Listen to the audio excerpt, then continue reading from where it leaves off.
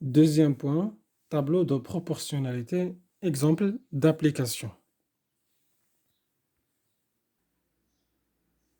Exemple d'application, on remplit une baignoire avec de l'eau au rythme suivant.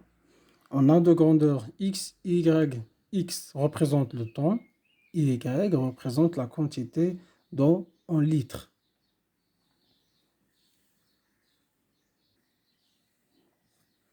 Pendant 5 minutes, on a rempli 8,3 litres.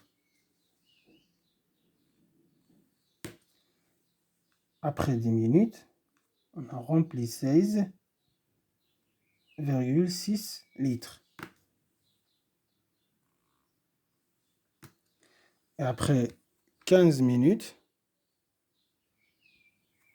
on a rempli 24,9 litres.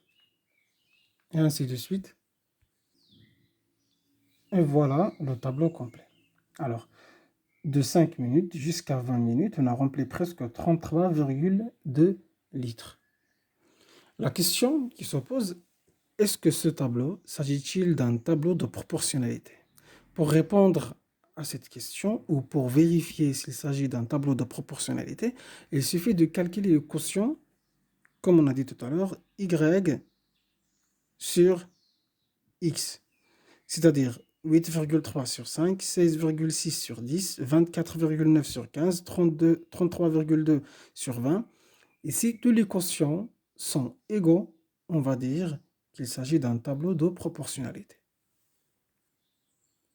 Vous pouvez vérifier ça. Si vous calculez l'ensemble des quotients du tableau, vous trouvez directement 1,66. 8,3 sur 5, 16,6 sur 10, etc. L'ensemble du quotient égal à 1,66. Donc, on va dire qu'il s'agit d'un tableau de proportionnalité. Et le coefficient de proportionnalité, c'est A égale à 1,66.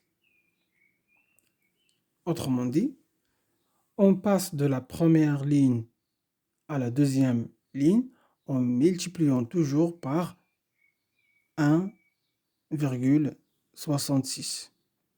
Et pour passer de la deuxième ligne à la première ligne, il suffit de diviser par 1,66.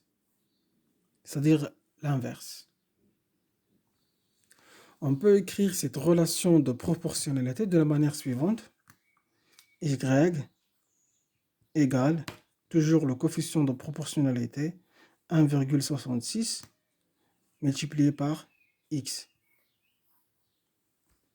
C'est la relation de proportionnalité qui relie x par y ou y par x.